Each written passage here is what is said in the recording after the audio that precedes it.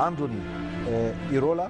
انا اعتقد ريو فايكانو بقى في حته ثانيه، بقى في نص الجدول ومرتاح قبل انتهاء المسابقه باسابيع من عمليه الهبوط بعد ما كان بيعاني.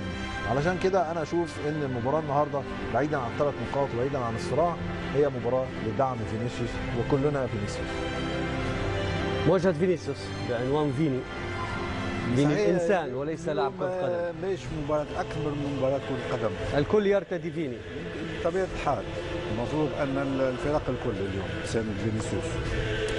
امامنا هذه اللافته الكبيره، الكل يقول لنقف هنا مع فينيسيوس، لكن ماهوش لازم معناتها لا للعنصريه. طبيعي نقول الشيء هذا لازم بحزم كبير ان الاتحادات والاتحاد الاسباني ياخذ شيء هذا بحزم كبير، لان ماهيش مجرد مباراه كره قدم وتنتهي الامور، لا هذا اكبر